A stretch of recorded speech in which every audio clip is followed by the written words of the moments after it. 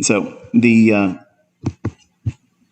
idea of looking at bias, I gave you those elements last week, okay? And using them, fortifying that as part of your repertoire and your regimen, your guidance that I gave you last week. As you can see, all those rules are still here. They're still here, and we're trading down into the previous Friday or week of new day opening gap. Okay, so I know some of you may look at these ideas and think, well, this is pretty complicated. It's very hard for me to get a feel for what he's doing, and that's normal because you're getting exposed to it for the first time, and because you have TikTok mentality, you think it should be understood in 30 seconds. And it's not going to be like that. But let's take a quick look real quick and recap what was going on. We have an old clean level over here, which very well could go up here and bump that. But we have to use the rules as I outlined last week, where you start looking at 7 o'clock and you're going to wait for relative equal highs. Okay, relative equal highs. Boom, boom. What's this high in relationship to that one? Is it higher to the high to the left of it or lower? It's lower. So doesn't that mean that meets the criteria, doesn't it? Yes. So when you have this or the candle at 7 o'clock, it just starts to drop down from there. I'm not interested in ever classifying that as the initial point of buy side liquidity. I'm not interested in that. I'll wait and defer my actions on annotating and labeling because I know just to the left of that, it's here too. So I want to see it form literal relative equal highs. So in case you missed it or I didn't give you a good enough explanation of what I meant earlier when we first started talking, it's in the rules I told you last week. So it's not like I'm ad-libbing here. It's what I said last week in the lectures. So you're going to wait. Okay, so here's 7 o'clock to 7:30 right there. Okay, so what did we form? That high, that low. That's why I'm delineating those levels. Okay, in case you have forgot last week's rules. So we traded down below it. Okay, so now we're going to wait and see. Does it want to come back up and upset these here? Knowing full well that the new week opening gap is down here for this week. August 11th, that's Sunday opening from Friday's closing settlement price. That's what the new week opening gap is. So since it's below it, and then the next new day opening gap is last Friday, the 9th, where is that? Down here. So all we're going to do for guidance, all we're going to do is follow the rules I gave you last week. We're going to wait for the market to be made jagged on the opposing side of where these inefficiencies are. Isn't that easy? All you're doing is waiting for them to run up, take out the smooth areas right here, and they ran through the previous highs, and then did what? We break lower, and then we have displacement in here. So if we go back through all this price action here, we can then start looking for, hang on one second, I thought I had my laptop plugged in. So as the market was trading on this candlestick right here, we opened down here after a down close candle that closed below the opening price of that up close candle. Let me zoom in. I'll make sure you can see.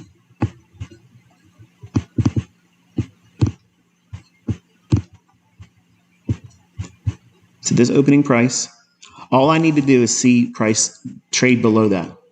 And on the time frame I'm seeing this candlestick, which is the 1 minute chart, that closing price right there validates this as a bearish order block. All I need to do is trade on an uptick. Well, the next candle we open below that open price. So I already have that filter because it could have opened down here or it could have opened above it. I want to see it open below this and then trade up. Where's my fill? See it at the opening price? Here's the opening. And there's where it's opening on this candle and trades up. I'm selling short when the market's going up. Okay. Stop loss goes to rejection block, which is the close on the order block. So we have a little bit of heat here, not much. What's it trading to? The initial buy side liquidity. That's these relative equal highs. Goes there too. So I know I can absorb a little bit of heat. It's going to come back and use this information back there because there is an algorithm. I know you don't like to hear it, but I'm going to prove it to you every day. And the market trades again lower. And then we have a gap in here. So again, as I teach, you're not using the wick of that candlestick right there. You're using the body's close. Why? Because it's different and there's a separation between the next candle's opening. So there's a volume imbalance there. So you have to incorporate that with your measurement of your gap. And then by doing that, you'll get a true consequent encroachment level, which is what you see all these candlesticks touching here. Okay, so the signature is you want to see the upper half when you're looking at a SIBI or a inversion fair value gap that should act as resistance, or if you are using a reclaimed fair value gap. That's a premium array. A premium array, you want to see the upper half of the inefficiencies or gaps. You want to see them leave that open. That's how you know the algorithm is respecting, number one, the PD array. And it's also telling you that you're going to see a measurable displacement in your favor. Now, right away, you should be getting this warm and fuzzy moment going over you right now, because that's the stuff. That's the stuff that I never wanted to teach. That's the stuff that is not printing in price. So it's not in your candlestick. You want to see the things that are not in the candlesticks materialize. That means where there's an inefficiency, okay? How do I know when certain gaps are not going to fill? Oh, I go into every one that I'm referring to with a hope that they're not going to fill, because that's the algorithmic signature that I want to see in that. Now, if it goes up and trades to the top of it, then I need to see an immediate response and rejection there.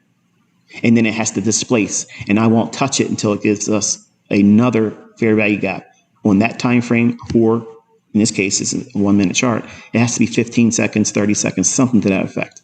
And then I'll use a fair value gap on that time frame, because I've already missed the rejection, but I waited and looked for it at the top of the fair value gap.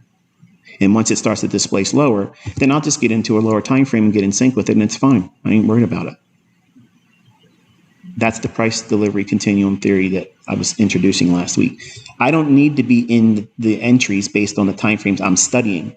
If I miss it, because sometimes I'm just being a little stubborn, and I'm trying to be very finessing about where I'm trying to get in at. I'm trying to impress either my son or some of you. Sometimes I won't get my fill, and then I have to go and use a lower time frame to get in sync with it. That's fine. It's very forgiving when you know what you're looking for. But that was what that was, okay? And then I have this inefficiency here, which also has this. What's this candlestick? What's this green candlestick right here? It is a bearish order block, just like that one. So this opening price, did this candle close below it once it passed through? Yep. So that validates that as a bearish order block. So if I can see price create these areas where there's an inefficiency, and then I can label the very specific change in the state of delivery, which is what the opening price is on every order block, then what I'll do is I'm watching. I'm not doing this physically. You should do it when you start studying price with these things in mind. When price starts to trade back up into it, as it's trading into it, okay, I'm going to hammer that as a short. I'm not going to worry about if it fills me with slippage at the low of the gap. I'm trying to get inside of this order block between its opening price and its low. But I have to trade it as soon as it gets there the first time. I don't care how much heat and time I have once I get in it, because I know I have the framework of this right here, this gap, and the midpoint of this candlestick, which is what? Mean threshold. Some of you said consequent encroachment.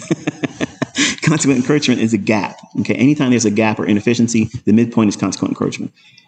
If there's a specific range that's formed by the order block, singular candle, it's mean threshold. Okay, so the midpoint of that, essentially it's around here. Okay, so what is it doing? It goes right there.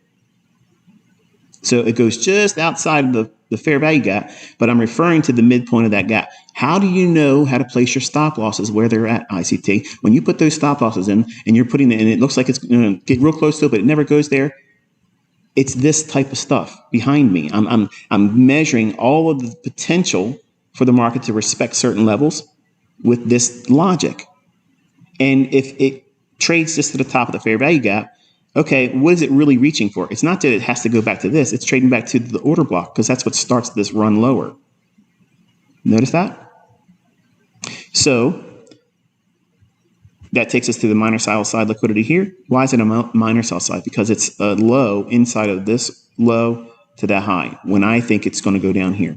And I'm aiming down here in this layered sell side liquidity. And if it's going to go there, how far could it go? It can go down to the new week opening gap. And if it expands through that, what's the next new day opening gap? It's August 9th. Down here. And as I told you, my interest in this is in the mid part of that. If I was still in the trade, would I have captured this low? No. And then trading down to this low, would I have held on further? No, I'm not interested. Because I understand what's forming. It's making the market jagged down here. It's enticing people. Keep selling short. It's going to keep dropping. No, it's not. Sure I can. Last week I told you, if we're in the time of day, 7 o'clock, 8 o'clock, and 9, in there you're looking for relative equal highs to form. If we're above new week opening gap and clustering of new day opening gaps. All of last week's new day opening gaps, where are they in proximity to where we are here? Where are they? Where's price in relationship to this week's new week opening gap? At 7 o'clock. We're above it. The previous new week's opening gap, we're above it. So the algorithm is going to do what? It's going to seek fair value in a discount. So anyway, when we have these signatures I outlined last week, and we start at predetermined times of the day, which are what I gave you last week, we're measuring, we're waiting. What are you waiting for, ICT, at 7 o'clock? What are we looking for? Well, you're looking for a directional run, okay? And if we are starting at 7 o'clock here, and we have the new week opening gap for this particular week of trading, which forms on August 11th, Sunday's opening price relative to Friday's closing price. If we're above that, that's one checkbox that is likely to displace and move and deliver sell-side delivery. That means it's going to enter a sell program. It means it's going to drop. The price is going to have a sustained price run lower. It's further likely to occur if you have new day opening gaps clustering below where price starts at 7 o'clock. Well, you have your Friday new day opening gap and all the ones below it. And then you have last week's previous new week opening gap down here. See that? So it's likely to draw down into these levels. Wonderful. So now you have the first elements to building your understanding of bias. So you're not looking to go long. Even if the market springs higher and takes off and has a real huge dynamic price run, I'm not thinking, I'm probably wrong. I'm waiting for that to fizzle and run out, which is going to occur above old highs that formed after 7 o'clock. So I'm waiting for relative equal highs to form, and then I'm waiting for price to pierce above it. When that happens, I'm not afraid. I'm literally high on goofballs. I'm looking for the opportunity to see the price go below it, and it does right there. That validates that as a bearish order block. not because it traded above London's high,